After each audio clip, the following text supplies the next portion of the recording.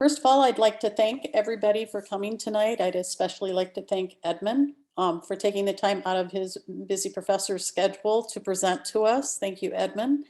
Edmund is a professor of history at Monroe County Community College.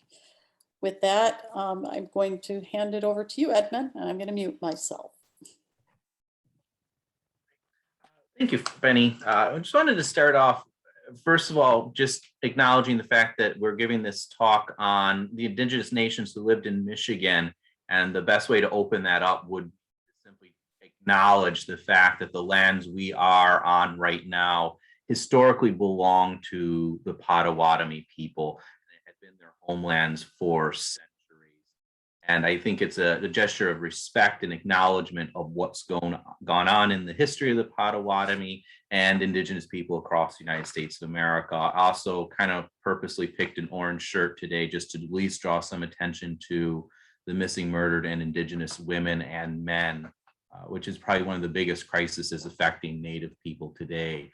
So just with that out of the way, is a somber way to open up a conversation, which is what I would like to have today. So feel free to type in questions. If anyone's got questions, I'll try to watch the chat box while we're talking. You can also just kind of interrupt. I'm pretty free flowing in the way I try to talk and deal with things.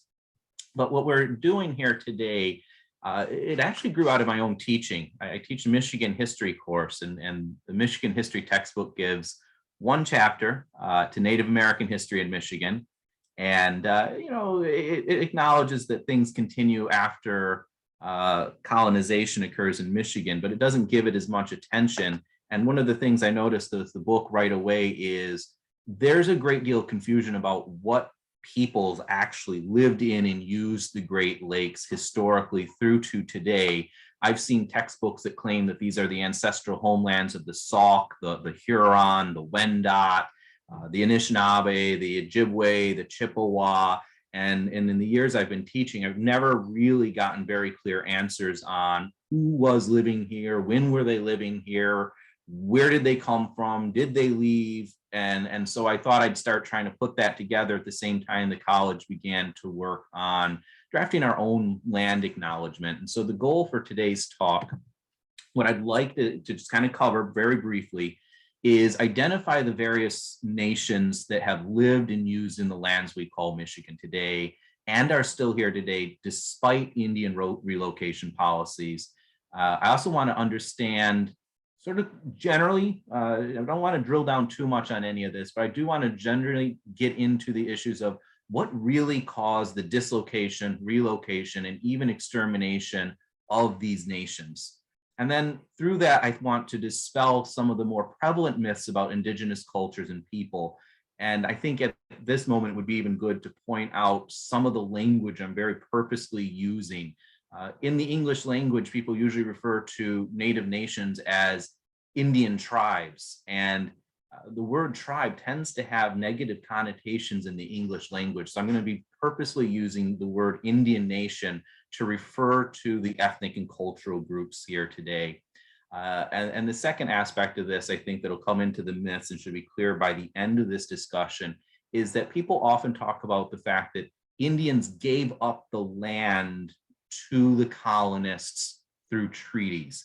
And much of that is really avoiding the fact that these treaties resulted from violent confrontations in which Native peoples were militarily or simply numerically overrun by the colonizers.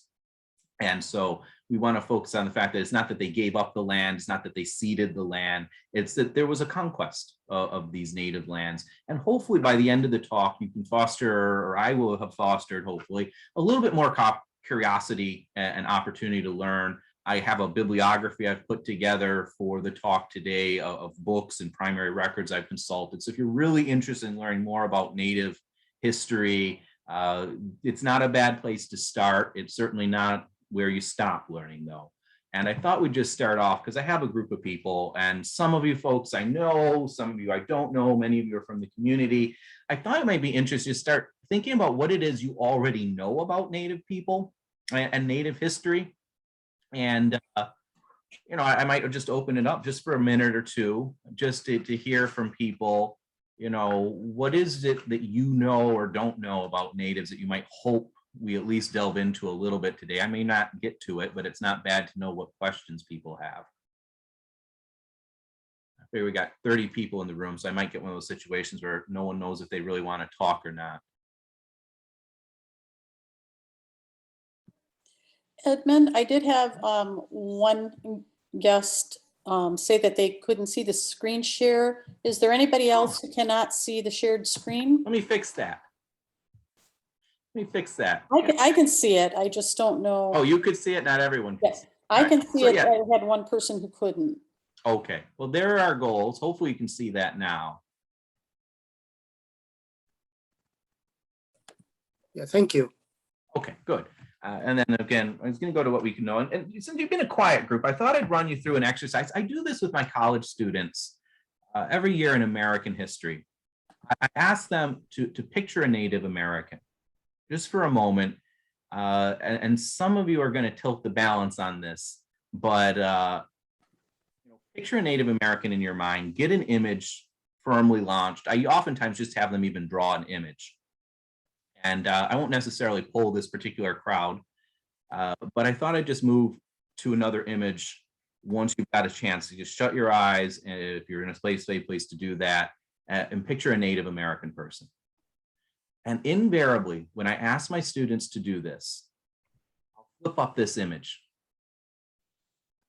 And I'll say, did the person you were picturing reflect this image?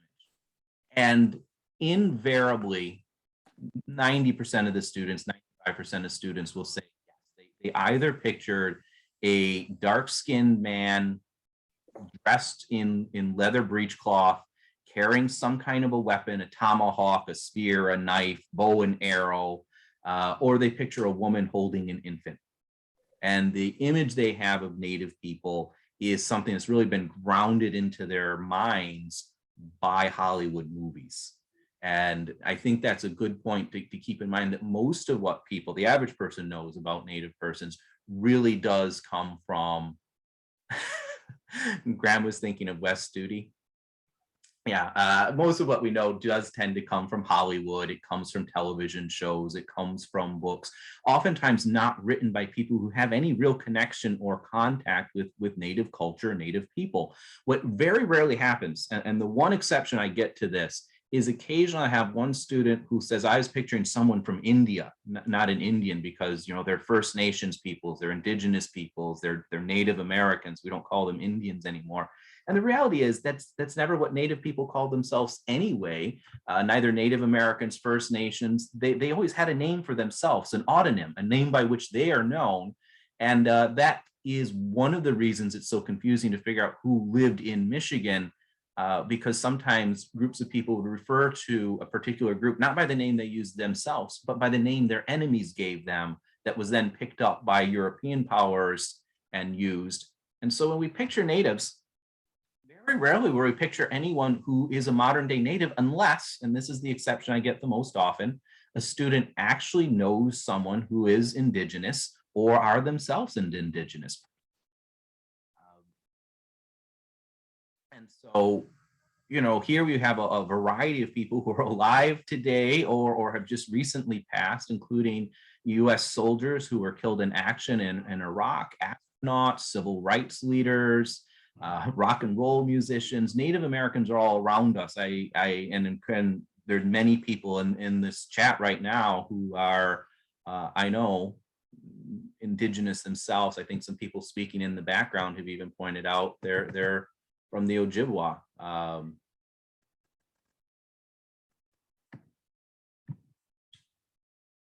And then we just had a mention from Kevin Cooper that he learned much about the Pine Ridge Reservation. And I actually was surprised to learn we have some students at Monroe County Community College who grew up on Pine Ridge Reservation and then come back to Monroe because they had family here. And then their family eventually wound up in Pine Ridge. I think there's one person on this list I would just point out is actually kind of a questionable case on whether or not he's Native American. It's a chance to raise up another point that is sometimes lost, is who gets to determine who is and is not a Native American?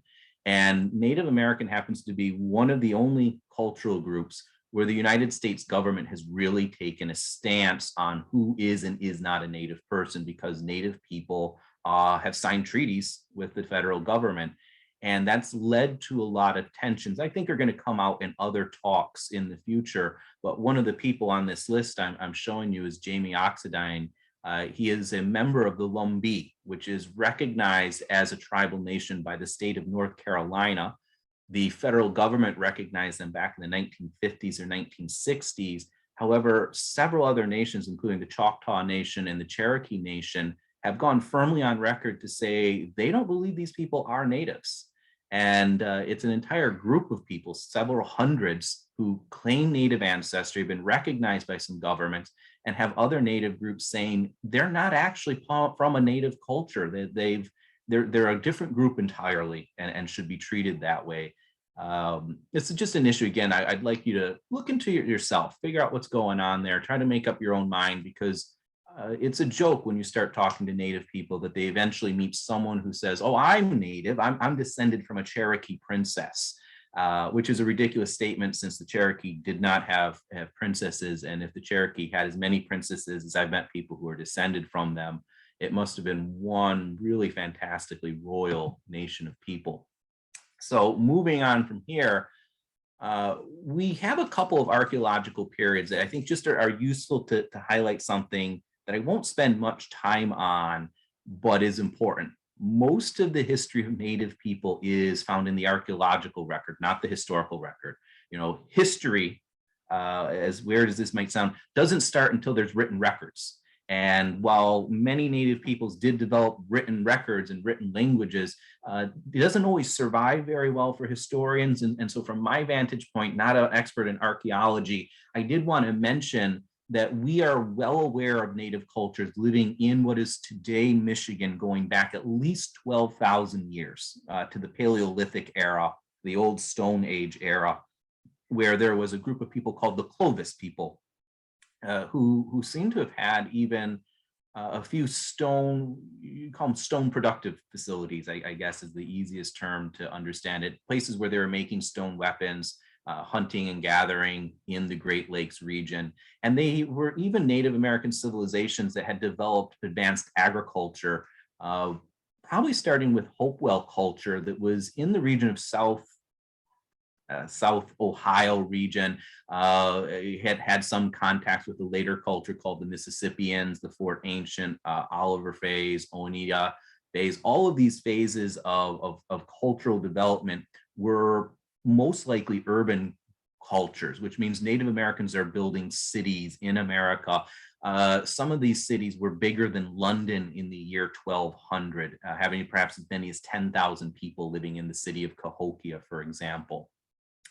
And I want to emphasize this because one of the reasons that colonizers justified removing Native Americans from their lands was that they were not using the lands properly, that they were not developing and using agriculture on these lands, that they were somehow, I don't like the term, but barbaric and hunting and gathering and not a civilized, quote unquote, people. But the reality is that all the folks in the Great Lakes had been practicing agriculture for centuries. It's just the agriculture they practiced tended to be less ecologically damaging than European agriculture. It did not require clear cutting of forests like European agriculture did. It tended to move more equitably with the environments in which they lived, causing fewer problems. And again, I am very much oversimplifying this just to get through the archaeological record. But the other thing I want to talk about is how complicated the region we're talking about is going to be. The Great Lakes region exemplifies a typical problem that we have with how we look at maps. Is this tendency to look at the blue areas as lakes and oceans as if they are impediments. That's where the land ends, and so that's where things stop. The Great Lakes, you should really look at as a giant transportation system that's connecting Mississippi River, Ohio River, Canada, and most of the region of the Midwest through a giant network. that is supporting trade, that is supporting the exchange of ideas. There is very strong evidence of items that were crafted in Mexico showing up in Michigan. There are strong evidence of items that were constructed and made in Michigan by Native people showing up as far away as the Gulf of Mexico and the Rocky Mountains. So the various cultures that had lived here for, again, 12,000 years, they had a complex societies, and the inability of both history and the colonists to recognize that has posed a continual problem in our ability to speak honestly about Native Americans and Native cultures. So to bring this a little bit more center, I thought what I'd focus on here are the most populous group of people who lived in Michigan about the time the colonization process starts, as Europeans are moving in and taking control of native lands in what is today Canada and the United States of America. And we're talking about primarily then a group of people who would call themselves the Anishinaabe of Michigan, which is a very broad term that is applied to several different groups in both Michigan and Canada today. And if you take a look at the maps here, you'll see the lands and territories that were traditionally used. And the thing that is important to keep in mind is you cannot really make a map of where Native people lived because most Native people had ranges of lands that they were using at different points in the year. Other groups might use some of those same lands at different points in the year. Various groups are going to make diplomatic arrangements with one another in order to see who's going to be using the land for a couple years, who's not going to be using the land. It's a misnomer, I think, that gets repeated quite often, that Natives had no concept of land ownership. And that's correct to an extent. They had a concept of land use. If you're using the land, they understood that that person's using the land, and they would enter into negotiations and diplomacy to talk about who's going to use the land, who's not going to use the land. They could enter into conflicts over trying to deny people access to lands that they did not want used, which is some of how the Anishinaabe came into Michigan and formed, I'm going to botch this word because my ability to pronounce almost anything in Anishinaabe is really awful. Nizwi Mishko Diwanan. That's a bad pronunciation, I'm afraid. Someone will have to correct me. But it's the Three Fires Alliance, or the Three Fires Council. It was an alliance between the Ojibwa, Potawatomi, and Ottawa to sort of work together through Michigan. It was formed on Mackinac Island, up here in, Mackinac Island, which was a center of international diplomacy long before Europeans even came. The Anishinaabe would have meetings with Iroquois-speaking peoples, with the Sioux-speaking peoples up in Mackinac Island, and they understand international diplomacy pretty well. And so again, there's this tendency for some people to suggest that Native peoples didn't understand how to deal with the Europeans, that they didn't have a good concept of what Europe was or where it was. And that's almost ridiculous. This confederation understood international politics. They understood the way the world worked. And the fact that they formed this alliance demonstrates that they are capable of very sophisticated political systems. So what I'm going to posit to you that causes a great deal of stress for Native peoples is, of course, the coming of European colonizers. Okay, when they show up and they start fishing off the coast of what's today Canada and New England in the early 1500s, they start to expose the natives to smallpox and other diseases that start to have an incredibly adverse effect on populations.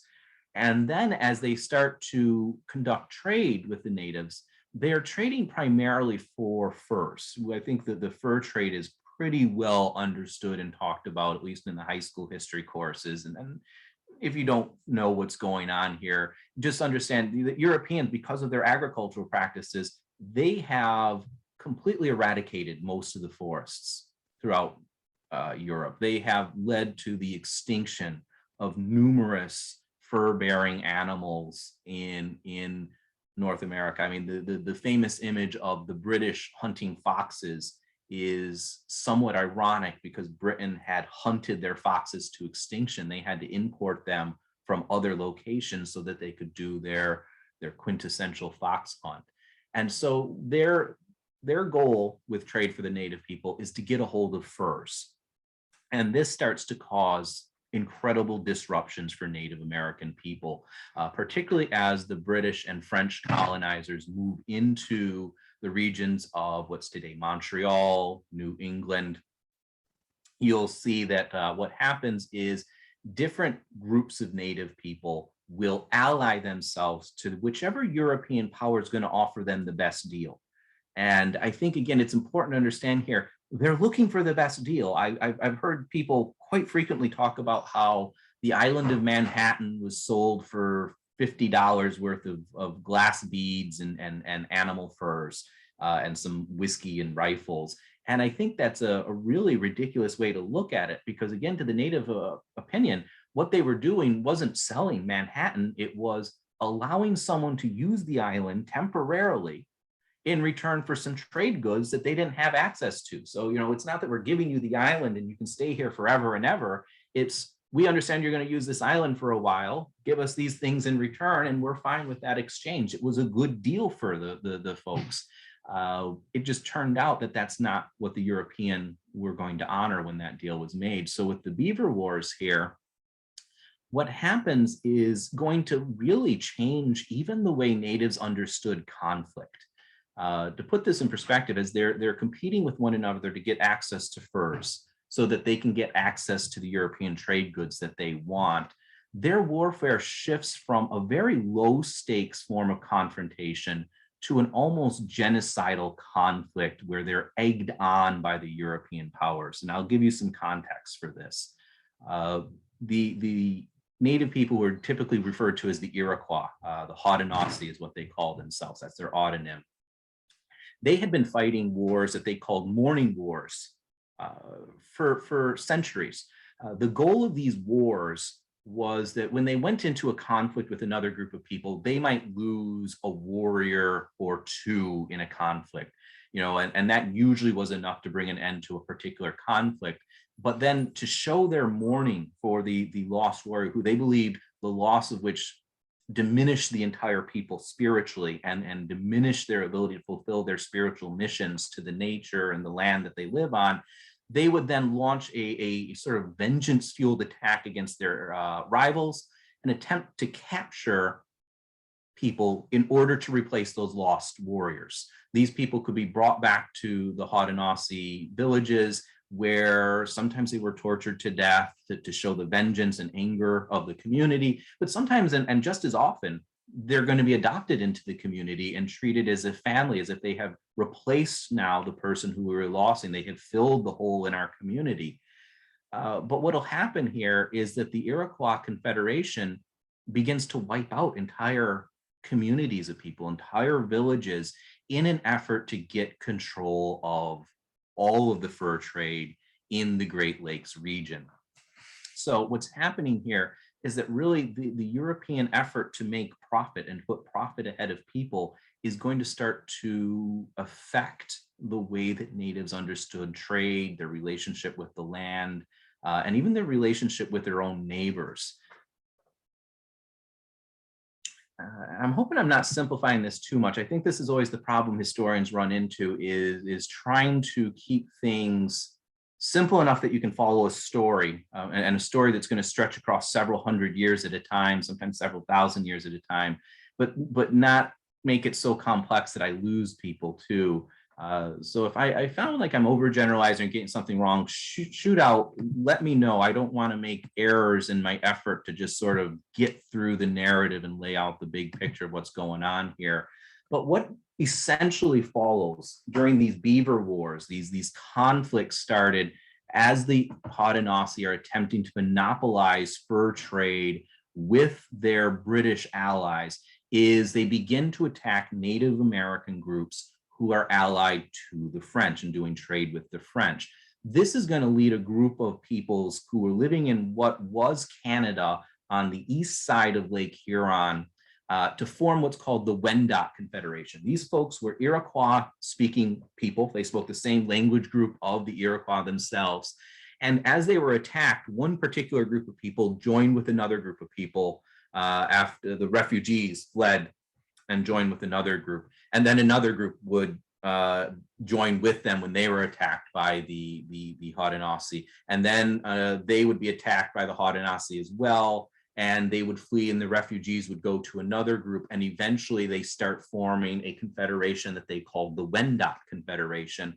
And in 1648 to 1650, the Wendat Confederation is attacked so savagely by the Seneca that they begin moving into the region of Michigan.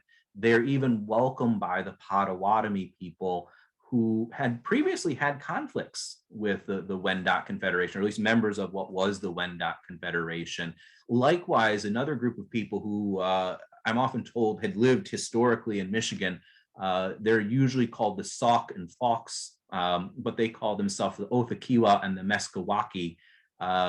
They will also come to Michigan as refugees during these beaver wars. So we're seeing a refugee crisis in Michigan that is putting pressure on the ability of the Anishinaabe to provide for themselves. It's straining the agricultural process that they used. That agricultural process was to essentially plant crops in spring. You're going to plant what we call today the Three Sisters: squash, maize, and beans. And then you spend the rest of the summer sort of hunting, gathering foods. You come back in fall, collect your agricultural crops. You'll start fishing. You'll preserve fish through the winter. You stay in camp for the winter, and you repeat the process the next year. So this influx of refugees is putting pressure on those agricultural processes and systems that they had been using successfully for centuries. The Anishinaabe during the Beaver Wars will launch a massive counterattack against the Iroquois to stop their spread into the Great Lakes region. They're going to be joined by Sioux Indians. They're going to be joined in that by some of the refugee groups such as the Wendat. They're going to be joined by the Othakawa, the Meskwaki will join in that. And then I've never gotten a clear answer on this. I had to go back to some 18th century, 16th, 17th century, a text by a guy named George Copeland, who was Anishinaabe, who wrote a history of his people. But something led to a conflict between some of the Anishinaabe and the Sauk and Fox that seemed to have led to a battle called the Battle of Skull Island in 1638, maybe 1640, that drove the Othakawa and the Meskwaki out of the region of Michigan. They've been living around Bay City, Saginaw Bay region, where I grew up actually, and they will flee out of Michigan and move to Wisconsin. And there's been some debate with people who've suggested that they never even lived in this area to begin with. They never actually lived in Saginaw. They never actually lived in Bay City. The suggestion is I think it was the Marquis de La Salle put together a map and simply put them on the wrong side of the lake.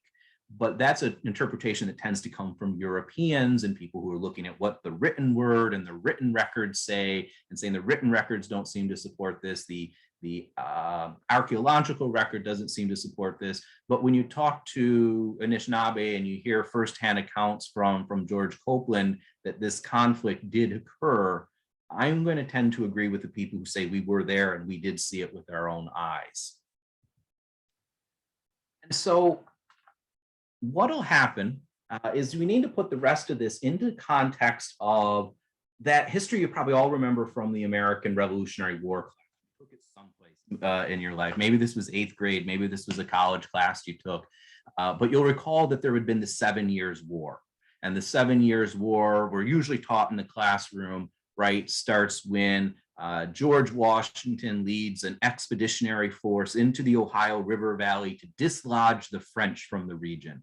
And again, that's the wrong way to look at it. You have to keep in mind that there were numerous Native American peoples living in the Ohio River Valley region.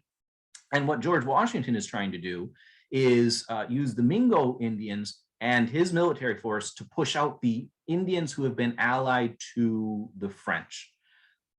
This sets off the 7 Years' War, right? It starts off with what's typically called Pontiac's Revolution, which follows after the Native peoples were largely left out of the peace treaty that ended the 7 Years' War. But I would point out even the phrase Pontiac's Revolution is a loaded term. It implies that somehow the Native people are leading an insurgency or a rebellion against their rightful king, the King of England.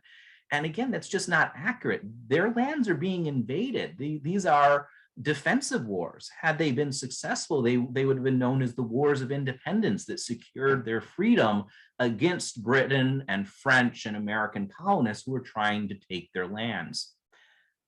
When the American Revolutionary War broke out, though, the situation for most of these natives has changed dramatically.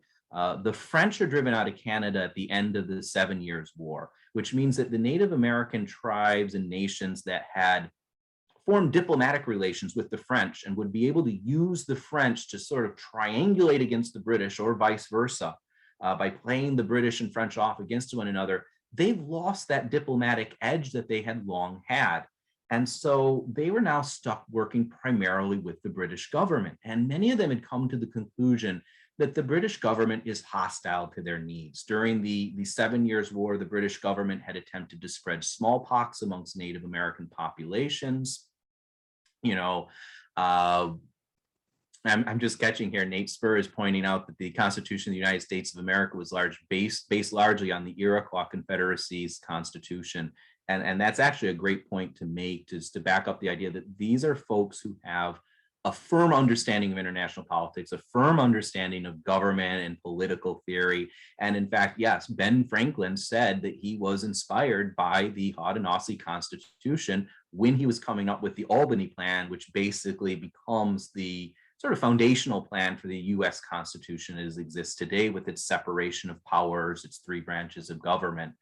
So when the Revolutionary War breaks out, what happens is several of these groups of people, these nations, they decide to stay neutral, but some of the more forward thinking are beginning to realize that Britain is friendlier to the native nations than the American colonists. The American colonists have already started several wars driving native peoples off of their lands. And Britain has declared the proclamation of 1763 that says no colonists can go past essentially what's the Appalachian Mountains today and purchase land from native nations, that those lands are guaranteed to those peoples.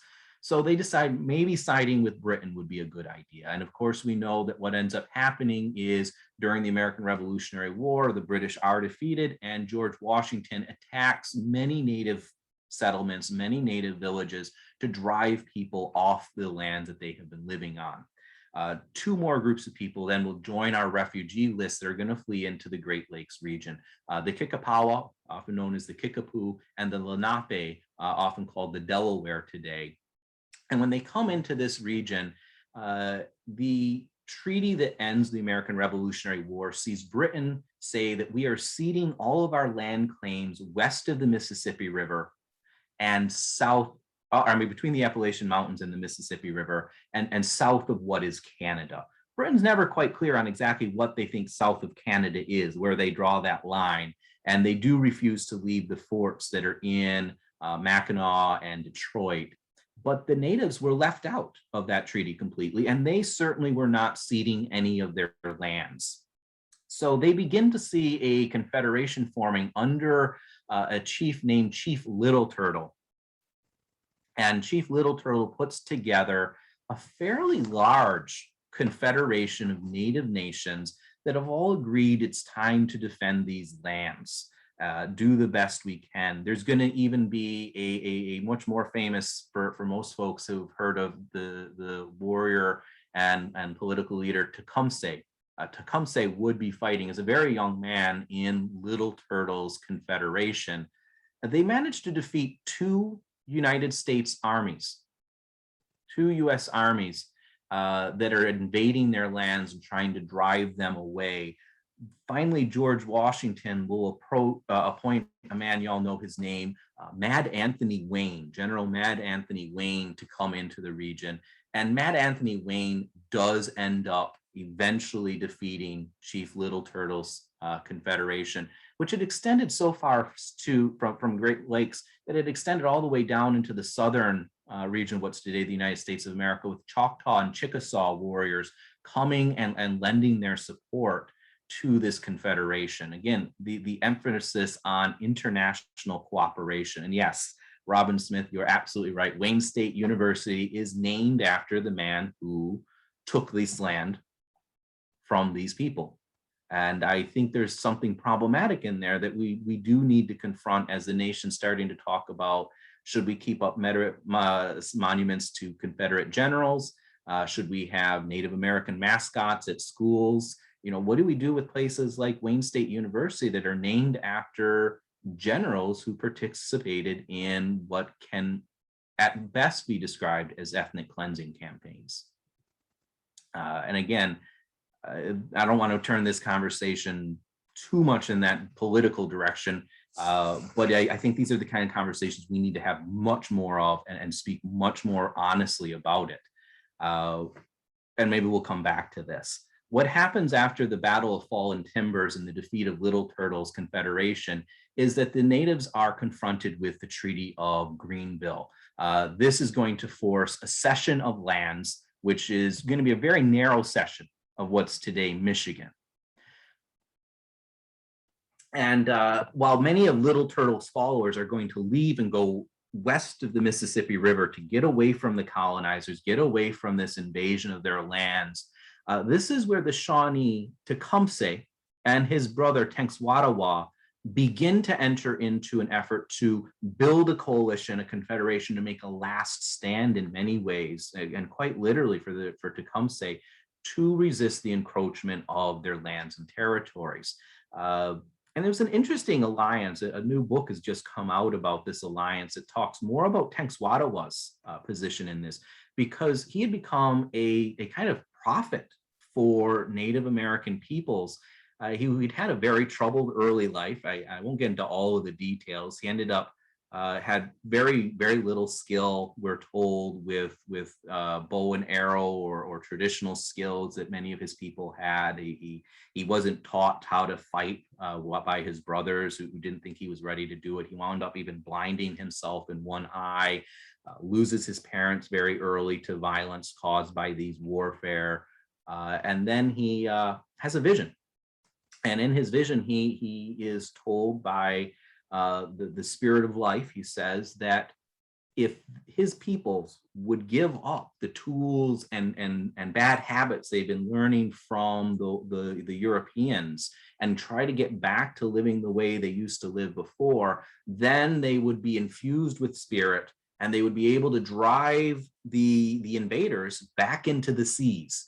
He begins to absorb a pretty large following of people who settle with him in what's today Indiana, at a town called Prophetstown, when William Henry Harrison will put together a military expedition and move into this territory at a time when Tecumseh has moved south and is trying to talk the Cherokee and Choctaw nations into joining his confederation.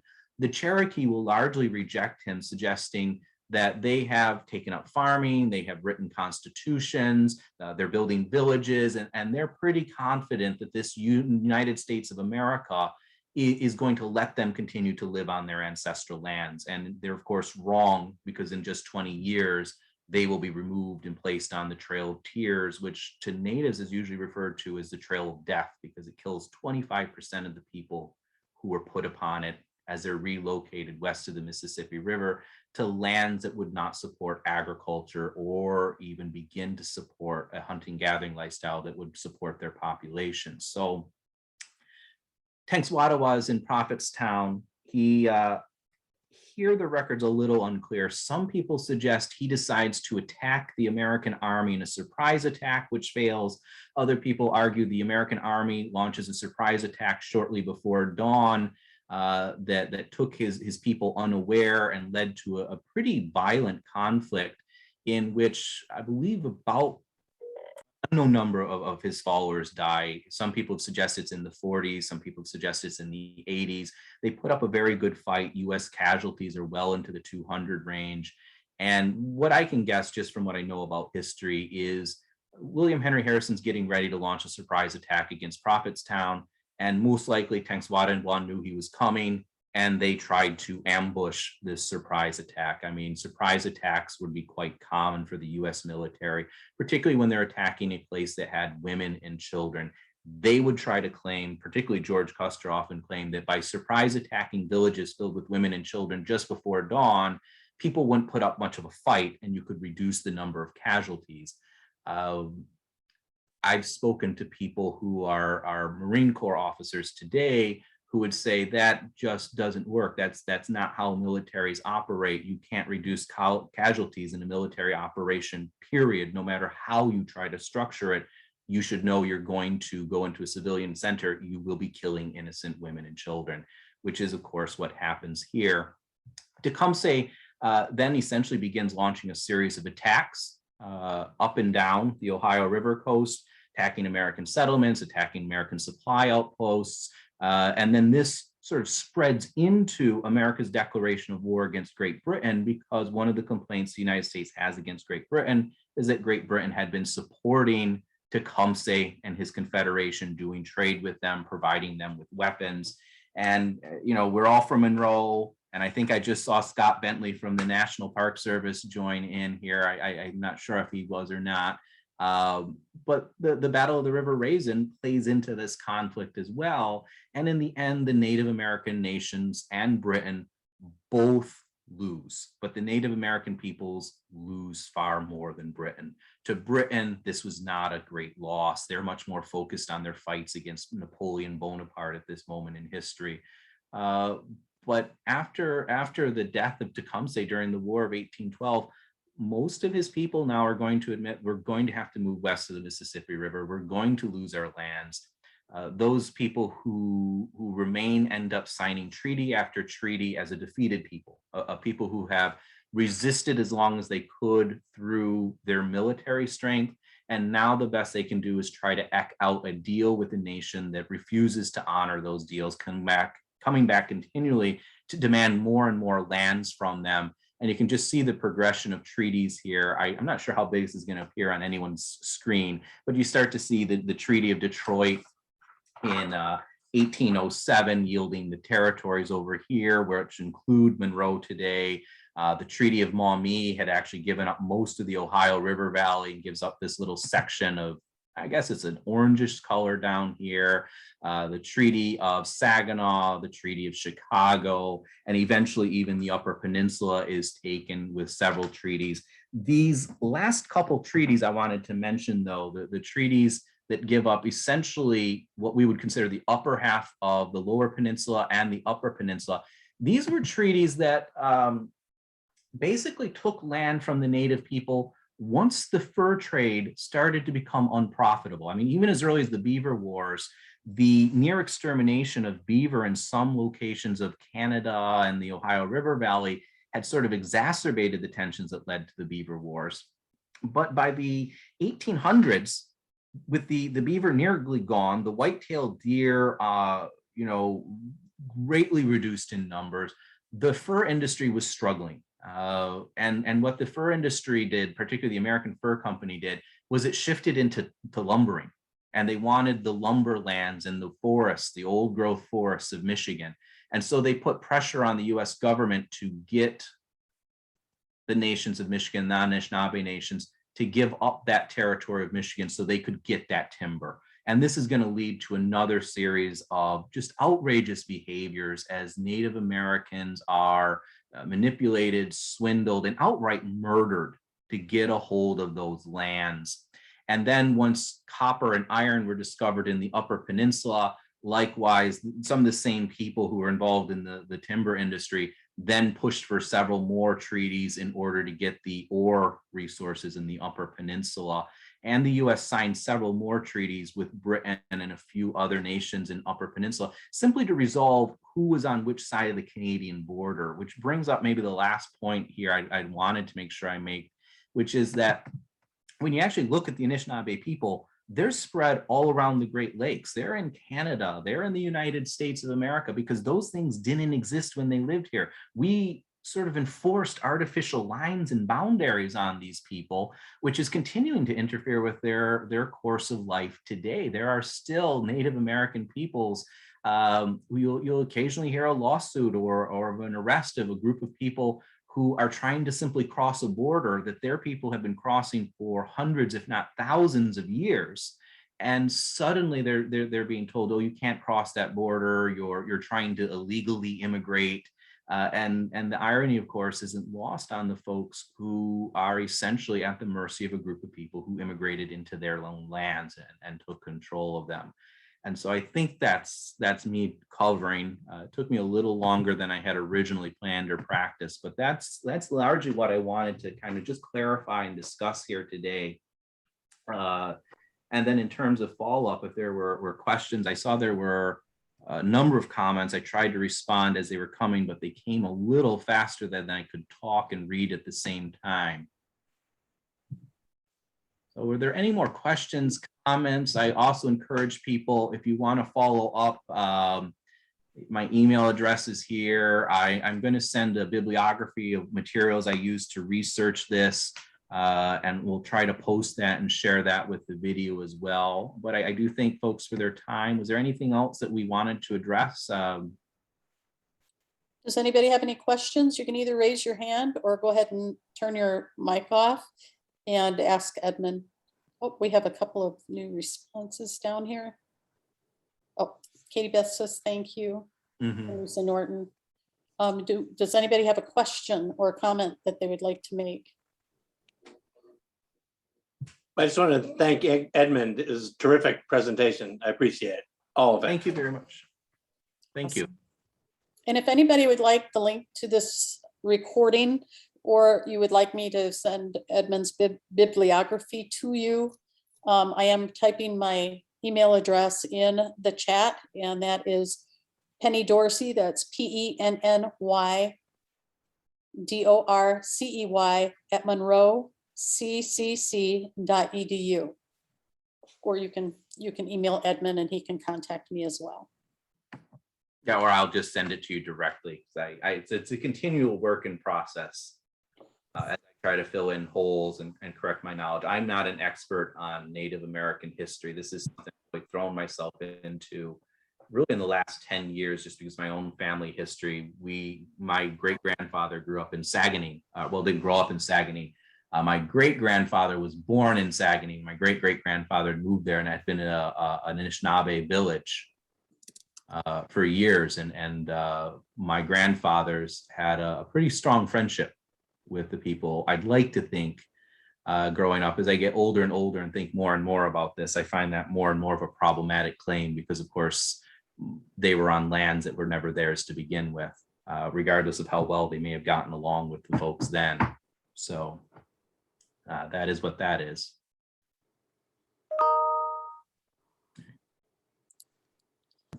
So Ed, thank you very much. It's Kojo. Oh, hi, Kojo. Hey, how are you? So what, maybe you said this and I may have missed it, but what are the, I've got some background noise here. Come on. Oh, okay. I hear the babies. Yeah. What were the particular tribes in this Monroe area? Particularly for most of the period we're talking about, at least from the year 900 up until the period of relocation, the Potawatomi would have been the dominant group in this area. And they're members of the Anishinaabe groups. So that would have been the primary people here. Most right here. But then the Wendat came in as refugees. And then eventually the Wendat will be, as anyone can tell, officially they're completely removed and relocated to Oklahoma. Actually, I've been there as part of the journey toward understanding 2014. Yeah. So you met Chief Billy Friend, right? My Billy Friend. Yep. Yeah. We were in Oklahoma, Kansas, and Missouri. Oh, and Bonnie Weber is saying, is understand there was a very large Native community. Huge. We don't know how big. Estimates vary from a couple tens of thousands to possibly a couple hundred of thousands of people. And when you consider the fact that there are only a few thousand left by the 1800s, you get an idea of just how many people were lost because of the warfare and disease that's going to spread through the region. Even the city of Detroit is founded on what had been an abandoned Potawatomi village.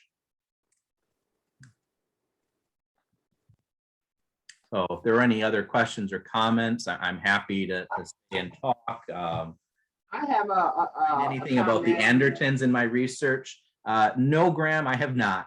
I really haven't found anything that demonstrates the Andertons' historical connection. I'm told there are documents available, but I've never seen. The Andertons are a group of people who claim that they broke away from the Wendat Confederation when it was relocated to Oklahoma. But the point it was relocated, there are only about 700 Wendat. So I'm not sure how this would have worked. It's something that I have not looked into, but I would encourage people very strongly to look into it because I think it's a very important matter. Are we aware of any Potawatomi families still here in Monroe? Right now, I'm not, but I have had students who were Potawatomi, but they were Potawatomi who had been relocated to Oklahoma. Their family had then married into Lahota family. They moved to Pine Ridge. And then when the young woman was ready to attend college, she came here where she said she had family connections. So there are still certainly Potawatomi around. You know, that's, I'm just talking Monroe County Community College. There are definitely Potawatomi families in Monroe still. I know several personally. Penny, did you have Edmund, Bonnie Weber is asking what happened to the large community in Flat Rock? I couldn't tell you off the top of my head. I know there were a couple of reservations in the area, but most of what I have looked at so far has just gotten up to about 1807 in the period of treaties. So the next stage in my research is to really start figuring out what was going on in the 19th century, where were people living, where were settlements, and I'm sure other people have done that research, but it was beyond what I was doing at this moment, so I couldn't answer that. Did climate change play a role in the history of pre-Western arrival? It did. Those earlier cultures I was talking about, the Mississippian culture, Hopewell culture, they encountered what was called the Little Ice Age that lasts from about the 1200s to the 1700s. And it's believed that their ability to produce an agricultural surplus that would guarantee their urban centers population was disrupted by this climate change period. It's the same climate change period that brought the Black Death through Europe and a massive die-off of Europeans. Well, probably a similar catastrophe happened here that disrupted those cultures. And then through a process that archaeologists would be better able to explain than I, you see the development of Anishinaabe cultures. They're moving in from the East Coast of what's today the United States and Canada into the Great Lakes region. I'm hoping I'm answering all these questions here and I'm not missing anybody.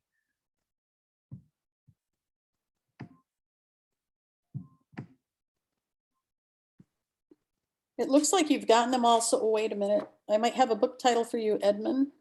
Okay. More so in maybe Ohio. That's from Barbara Mauter. Well, send me more books. I always need more reading. My bibliography is only a couple pages long. I mean, as I say, I'm a complete expert in Native American history. It's just something I kind of thrown myself into the last year or two. I'm primarily an expert in America's fascist history. You know, things like the Ku Klux Klan, the Black Legion, neo-Nazi groups. So, you know, this is stuff a little outside my bailiwick and expertise, but I had this research question I wanted to answer for myself, just who was really here and when did they come and why did they come and where did they go and who stays behind. Yeah, Edmund, it's Barb here. Yeah, Thank hi you. Barb. I missed part of it because I had to drive home. I've got some books a friend of mine has been giving me because he knows of my interest in the Native culture and the history. Mhm. So I might have one that's Michigan area, and I'll get the title for you. Okay. I Yeah, can send it one to you. is the Atlas of Great Lakes history. That's a great text that kind of really draws out the maps, but it's a harder process to get through. I love that book. George Copeland's book has been a wonderful history of the Anishinaabe from the perspective of Anishinaabe. It's a little odd because you can tell he wrote it for a European audience, and so there's plenty of just sort of flattery to get their attention, but it's very solid work as well. You had a couple of comments, Mhm. one from Cole Bean. In school, I never cared much for history, but if you had been my professor, I think I would have learned a lot more. It makes a Well, huge thanks, Cole. difference when the teacher's teaching something they are passionate about. And Mhm. Michelle Gainier agrees with Cole. Well, I always teach more classes. If people want to come to Monroe County Community College, we have very affordable courses. We work hard on that. Our school board does a pretty good job fiduciarily to make sure we can continue to offer that. So I'd encourage you, come take a college class. You can even audit. You don't even have to worry about getting grades when you get audit. That seems to be about it for the questions. So I think so. Cody Crutchfield says he looks forward to going through the bibliography. bibliography. Mhm. yeah, it's a good read. It's a really good read. I think I'm starting to put together. Excellent presentation, Ed. Thank you very much. Thank you for giving us the opportunity. Oh, and here we got Scott Behrens, right? Yeah, If you want to enroll in the college, get on that link, get some college classes in you. Are we still on the Michigan Reconnect? People can still apply for Michigan Reconnect, right? yes, yeah. That is correct. If you're 25 and older. 25 or older, Go you to can get college some for free free. college. Get in Go to contact MCCC. with us. Best professors anywhere, right here. All right, well, folks, I will bid you miigwech, which is thank you.